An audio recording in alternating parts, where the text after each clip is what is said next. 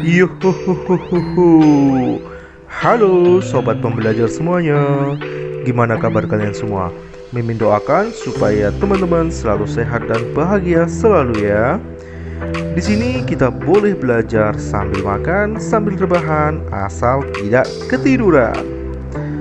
Kalau sudah siap, ambil alat tulis kalian, siapkan isi kepala kalian, dan waktunya kita masuk ruang kelas. Halo, selamat datang teman-teman semuanya, para sobat pembelajar di masuk ruang kelas. Di video kali ini kita akan membahas dan mengkupas tuntas mengenai pengguna akuntansi atau pengguna laporan keuangan pada umumnya. Teman-teman sekalian, di video sebelumnya kita telah membahas mengenai apa itu akuntansi.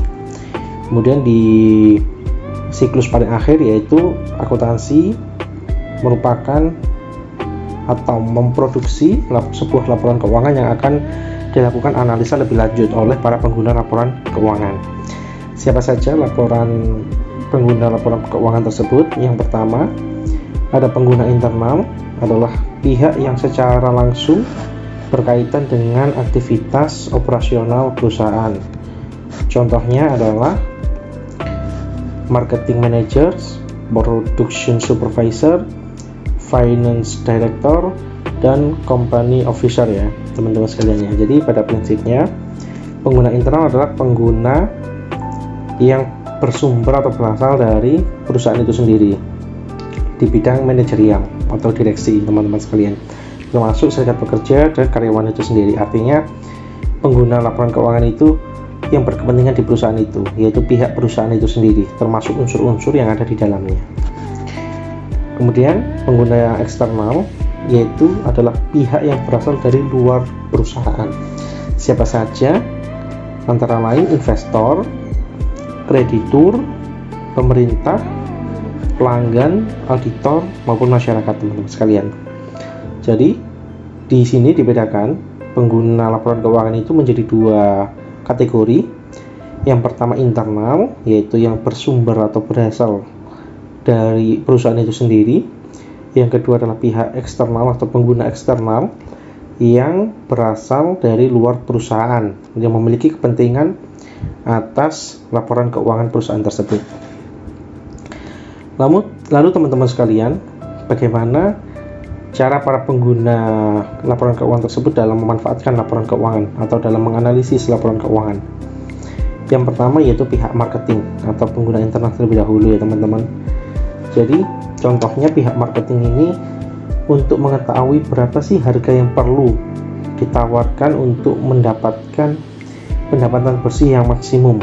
Tentu ini merujuk pada laporan keuangan yang telah dibuat misalnya, dan dalam menentukan target pasarnya yang sesuai kalangan bawah kah, kalangan menengah kah, atau kalangan atas gitu ya teman-teman. Jadi untuk menentukan berapa sih harga yang perlu ditawarkan gitu ya, harga yang perlu dipublish sehingga bisa mendapatkan laba yang maksimal. Nah di situ marketing sangat berkepentingan ya teman-teman untuk menentukan harganya, tentu dengan merujuk pada laporan keuangan yang telah dibuat. Yang kedua adalah pihak di bidang manajemen. Misalkan produk manakah yang paling menguntungkan gitu ya teman-teman. Jadi misal suatu perusahaan memproduksi barang A, B, dan C, kemudian yang paling menguntungkan itu produk mana gitu ya, apakah barang A misalnya, sehingga nanti tentu biasanya akan terjadi subsidi silang, akan ada memaksimalkan penjualan produk A, atau nanti membeli produk A kemudian mendapatkan gratis ongkir misalnya. Nah itu di pihak manajemen akan menghitung teman-teman, produk mana sih yang paling laku, produk mana sih yang intinya produk mana yang tentu akan meningkatkan kondisi keuangan perusahaan gitu teman-teman. Itu dari pihak marketing dan pihak manajemen. Kemudian ada lagi yaitu di pihak keuangan, di bagian finance teman-teman. Jadi sebagai contoh, apakah keuangan perusahaan cukup untuk membayar dividen kepada pemegang saham? Ini teman-teman perlu dipahami gitu ya, bahwa perusahaan kaya itu atau perusahaan itu besar tentu untuk menghasilkan keuntungan sebesar-besarnya bagi pemegang saham tentunya. Percuma teman-teman kalau perusahaannya besar, perusahaannya luar biasa ininya ya labanya, tapi kemudian tidak mensejahterakan pemegang saham, tentu itu kurang bagus ya teman-teman, karena ujung daripada perusahaan didirikan tentu meningkatkan pendapatan atau laba atau penghasilan bagi pemegang sahamnya. Sehingga misalnya dengan laba sekian, misal dengan laba 1000 yang perlu atau yang dapat didistribusikan kepada pemegang saham dalam bentuk dividen itu berapa persennya, apakah 50%-nya, kemudian 50%-nya diinvestasikan dalam bentuk hal yang lain, pengembangan perusahaan dan lain sebagainya. Tentu di sini di pihak finance akan perlu dalam menggunakan laporan keuangan sebagai bahan analisis ya teman-teman, termasuk dalam menjaga likuiditas perusahaan. Jangan sampai likuiditas perusahaan justru menjadi buruk hanya karena pembayaran dividen kepada pemegang saham. Kemudian di pihak selanjutnya ada pihak sumber daya manusia, yaitu sebagai contoh apakah perusahaan mampu untuk meningkatkan gaji karyawan. Nah, ini juga termasuk kepentingan dari pihak SDM ya teman-teman dalam memanfaatkan laporan keuangan, misalnya dalam menjaga stabilitas turnover karyawan dengan cara memberi kompensasi yang sesuai gitu ya teman-teman. Apakah perlu diberikan bonus, apakah kondisi keuangan perusahaan cukup untuk memberikan bonus kepada para karyawan, seberapa besar bonus, kemudian capaian-capaian kriteria pegawai seperti apa yang dapat diberikan bonus. Nah, di situ tentu pihak SDM, pihak sumber daya manusia sangat berkepentingan dan perlu untuk memanfaatkan laporan keuangan itu sendiri ya teman-teman. Kemudian di pihak eksternal teman-teman ya, tadi pihak internal, kemudian sekarang pihak eksternal ada pihak investor misalnya. Apakah perusahaan memperoleh keuntungan yang memuaskan? Kemudian bagaimana perbandingan suatu perusahaan dengan perusahaan lain dalam hal ukuran dan keuntungan yang akan diraih. Jadi teman-teman sekalian, para investor ini dalam penentuan keputusannya untuk menanamkan investasi atau tidak perlu memahami, membaca dan menganalisa laporan keuangan dari perusahaan-perusahaan teman-temannya untuk membandingkan perusahaan mana sih yang lebih bisa diandalkan atau lebih memiliki kredibilitas gitu ya teman-teman, sehingga para investor tidak salah dalam menanamkan investasinya gitu teman-teman. Jadi misalnya apakah perusahaan memperoleh keuntungan yang memuaskan dengan perhitungan-perhitungan yang telah ada di laporan keuangan. Oh ternyata perusahaan A sepertinya akan tetap tumbuh dan akan lebih banyak mendapatkan keuntungan bagi investor, atau kemudian investor membandingkan perusahaan A dengan perusahaan B, ternyata yang lebih memiliki potensi keuntungan adalah perusahaan A. Nah, di situ perbandingan itu sangat dipengaruhi dengan laporan keuangan masing-masing perusahaan gitu teman-teman. Kemudian ada kreditur. Pihak kreditur ini pihak yang meminjamkan utang gitu ya teman-teman. Perlu juga justru untuk memanfaatkan dan memahami laporan keuangan dari para perusahaan.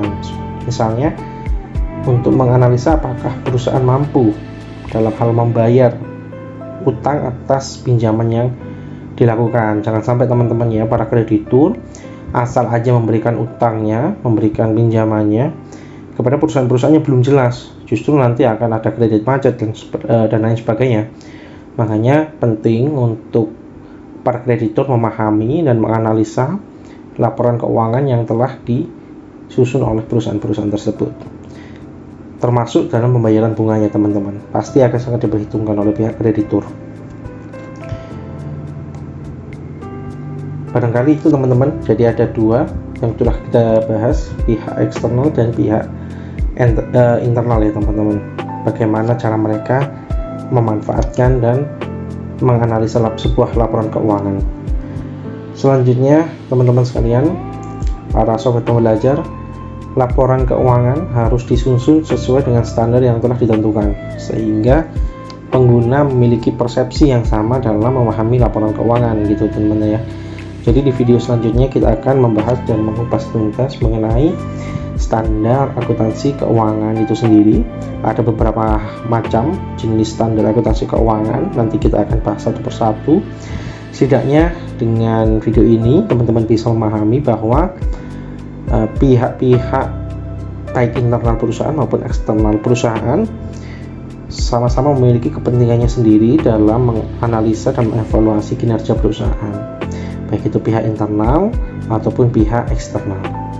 Baik teman-teman sekalian, demikian video pembelajaran kita pada hari ini, pada pembahasan kali ini. Semoga bermanfaat. Terima kasih, sampai jumpa di video-video berikutnya.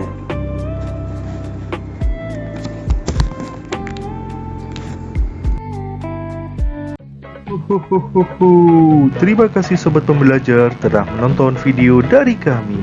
Kalau sobat pembelajar tertarik dan penasaran dengan video lainnya dari kami, silakan sobat pembelajar like, subscribe, dan tentunya tekan tombol loncengnya agar sobat pembelajar selalu mendapat update-update video dari kami. Kalau sobat pembelajar merasa video ini bermanfaat, silahkan di-share ke teman-teman sobat pembelajar ya. Dan kalau sobat pembelajar ingin mengajukan saran, masukan, dan pertanyaan, silahkan ditulis di kolom komentar di bawah ya. Kalau sudah, saatnya kita keluar ruang kelas. Bye-bye.